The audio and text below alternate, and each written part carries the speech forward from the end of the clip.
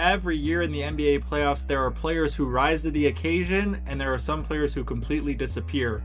In this video, we're going to give it to you exactly how it is. We're giving you 3 heroes and 3 zeros from the first round of the NBA playoffs. Let's get into it.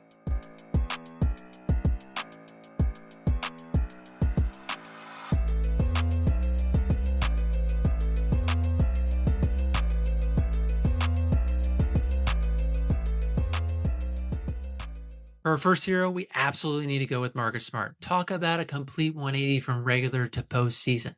The man looked like he was washed, and possibly his best days were behind him. Of anyone other than LeBron, he understood the assignment the most, that Luka was not coming to save this team in the first round, and completely rose his offensive and defensive games to the extreme.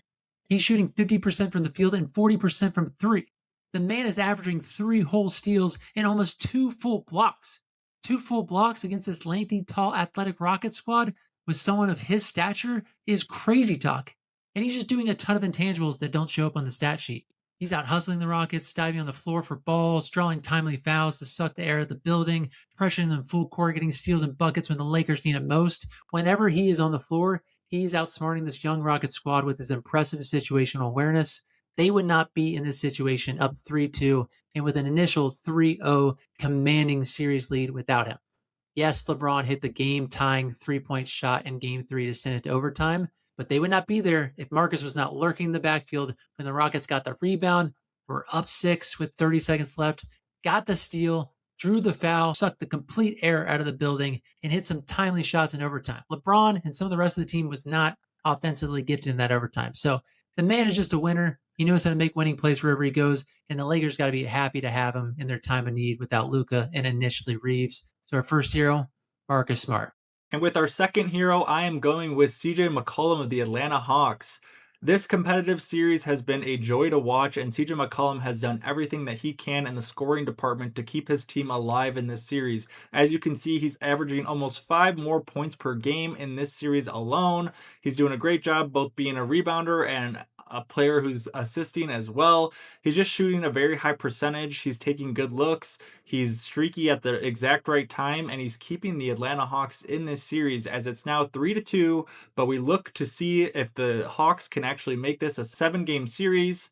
He's been a joy to watch so far, and he's been the top average scorer in every game for the Atlanta Hawks in this series. So hero number 2 is going to CJ McCollum. And for our third and final hero, we got to go with the rookie, Dylan Harper. Man, oh man, is the future bright in San Antonio. This kid was the only Spurs player in all 5 games of the Blazers series to have a positive plus-minus when he was on the floor. That means when he comes off the bench, it is winning time. And how about Game 3? Hostile environment. Rip City was rocking, first playoff game they've had in over 5 years. It's the rookie's first ever playoff road game. You don't have your leader in Wemby. Series is tied 1-1. Things can get rocky quick, and you're down 15 late in the third. The rookie rose to the occasion, and the veterans were even deferring to him in the second half. He was on complete fire. He put up 27 points, 10 rebounds, 3 assists, and shot close to 80% from the floor. He just couldn't miss.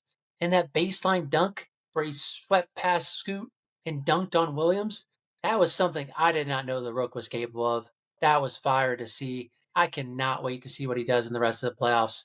And that is it for our heroes. Let's move over now to the zeros. All right, our first zero of the day is going to be Jalen Duran of the Detroit Pistons. This guy is a first-time All-Star who is averaging 19 and 10 on the season, but in this series, he's been clamped.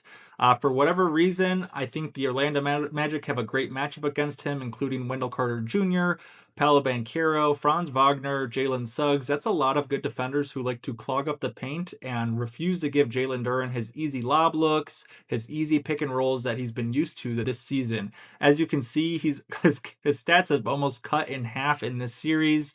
He's not looking to score. I think he's a little timid. It seems like the lights are a little bit too bright for him, and that goes to show, right? Orlando has a 3-2 series lead against the number 1 seed in the East in the Detroit Pistons. So our first zero is Jalen Duran. And for our second zero, we got to go with Alperen Sengun.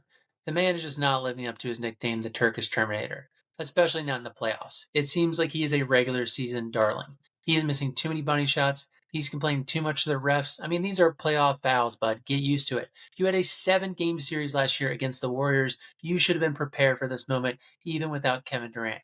You are a more veteran presence on this team than most of these young Rocket players. His head has just not been on the game, especially in the road games. He went from shooting close to 60% in March and April to closer to 45% in this series, and he can't seem to make a three-pointer anymore. The Lakers are just getting wide open threes, and he's scared to shoot it, or he's missing them completely. So tough to see from a 2-year All-Star. You expect better at this point. You expect to see the growth in this playoffs, and we just haven't seen it yet. We'll see if they can force a game 7. I'm not so sure. And that is our second 0, Alperen Sengun. And our third and final 0 for the video is Paul George of the Philadelphia 76ers.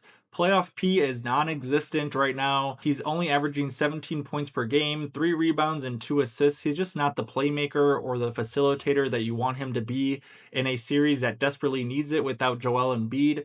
Tyrese Maxey can only do so much. VJ Edgecombe is still a young player at the end of the day, and you would expect more out of Playoff P, especially with the allegations and stuff. You think maybe he'd go Kawhi mode, just absolutely insane when it matters most, but he's not really getting good looks. He's taking contested shots. It is a testament to the wonderful Boston Celtics defense, but we really were expecting more out of Playoff P in this series, especially with Embiid being out, as we said, and his stats show, right? They're down 3-2. They might have a chance to make this go to 7. If they do, they're going to need a big performance from Paul George. So our third 0 and final 0 for the video is Paul George. And there you go, folks. That's Savant's Heroes and Zeros of the NBA playoffs round 1. Here's a nice little summary page for you to look at if you missed one of these players that we went over, or you were just tired of us yapping. I get it. Time is money. If you wouldn't mind, hit that like, hit that subscribe button, leave a comment. Let us know we're doing a good job. We're just trying to keep this ball rolling, and look out for round 2 content coming out next week. As always, thanks for watching.